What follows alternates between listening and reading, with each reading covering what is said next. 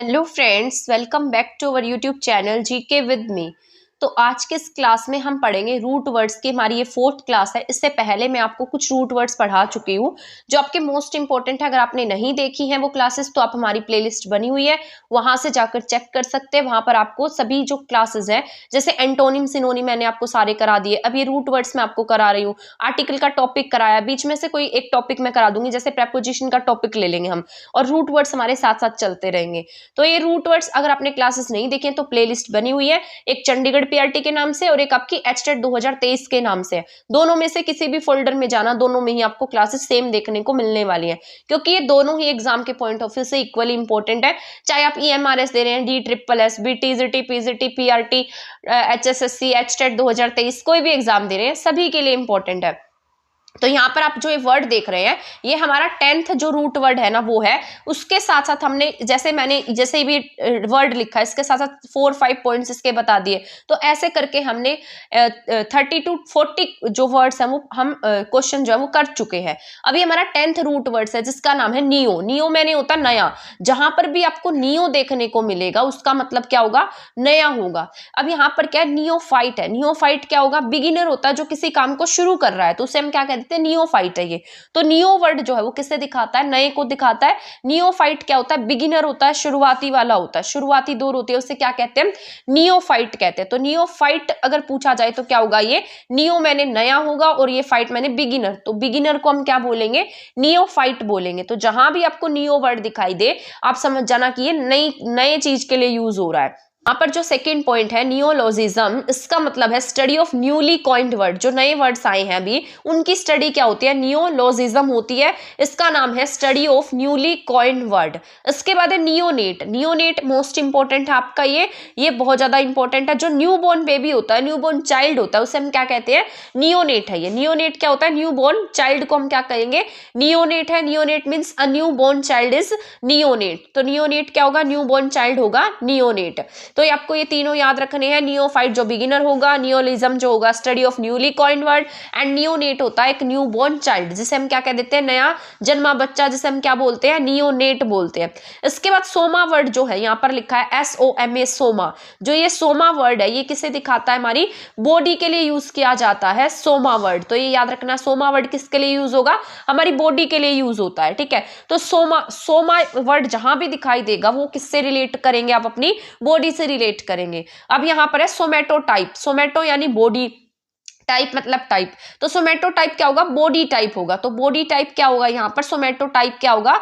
Body type होगा। तो सोमैटो type means body type. सोमैटो type body type होगा। सोमा वर्ड जहां भी यूज होगा बॉडी के लिए यूज होगा, सोमैटो टाइप यानी कि बॉडी टाइप। इसके बाद है नेक्स्ट वर्ड आपका सोमैटिक। जो आपकी बॉडी से रिलेटेड होगा तो वो क्या होगा? सोमैटिक होगा।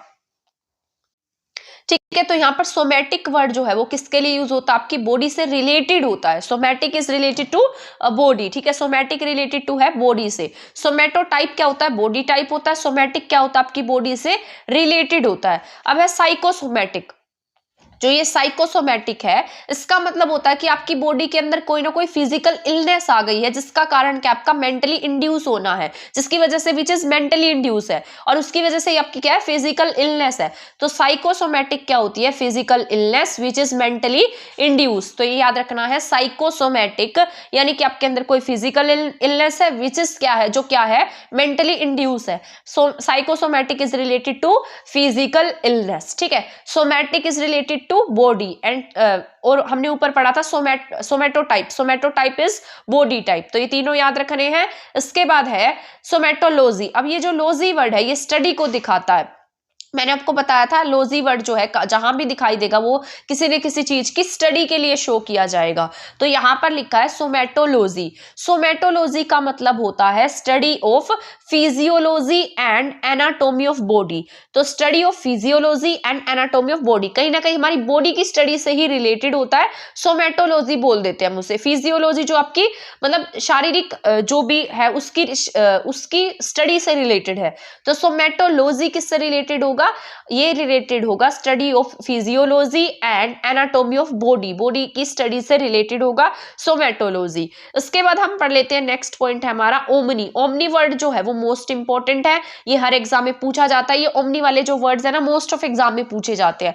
ओमनी जहां भी दिखाई देगा वो ऑल को दिखाएगा, सभी को दिखाएगा। एक मैंने आपको पेन वर्ड बताया था जो किसको दिखाता था, वो भी सभी को दिखाता था, ठीक है। तो यहाँ पर जो ओमनी वर्ड है वो भी किसको दिखा रहा है, सभी के लिए यूज हो रहा है। तो यहाँ पर पहला वर्ड है ओमनीसिसेंट। ओमनीसिसेंट होता है हु नोज एवरीथिंग, जो सभी चीजों को जानता है वो क्या होता है, ओमनीसिसेंट होता है। वन हु नोज एवरीथिंग वो क्या होगा, ओमनीसिसेंट होगा।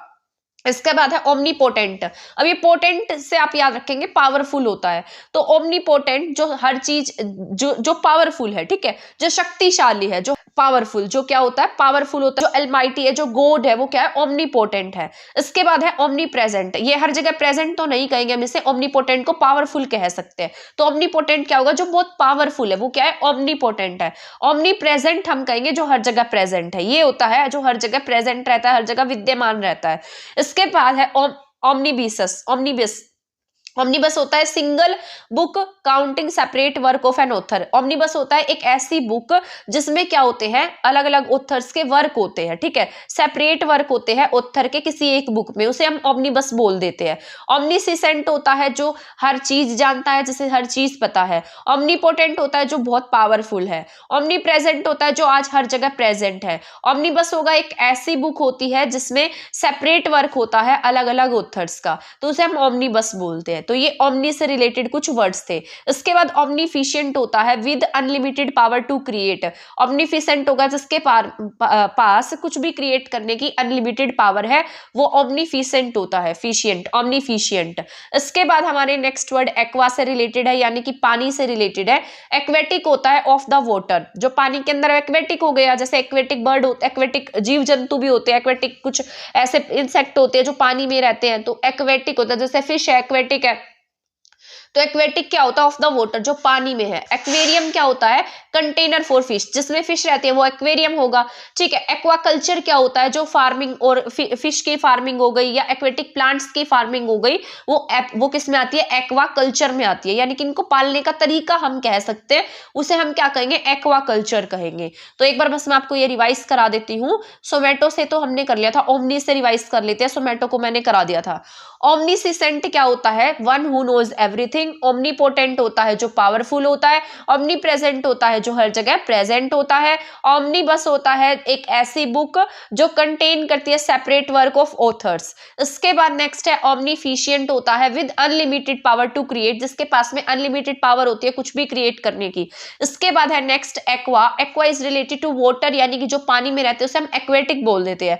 एक्वेरियम होता है एक कंटेनर होता है जिसमें फिश वगैरह रखी जाती है। इसके बाद है एक्वाकल्चर। एक्वाकल्चर होता है farming of fish and aquatic plant, ठीक है। ये किसकी स्टडी को दिखाता है, मतलब किसकी जो भी फार्मिंग है फिश की और एक्वेटिक प्लांट की, इनको पालने का तरीका भी कह सकते हैं, एक्वाकल्चर कहेंगे, ठीक है। तो यहां तक के आज के हमारे जो वर्ड्स हैं वो कंप्लीट होते हैं। ये जैसे अब हम पढ़ रहे हैं ना 10 to 15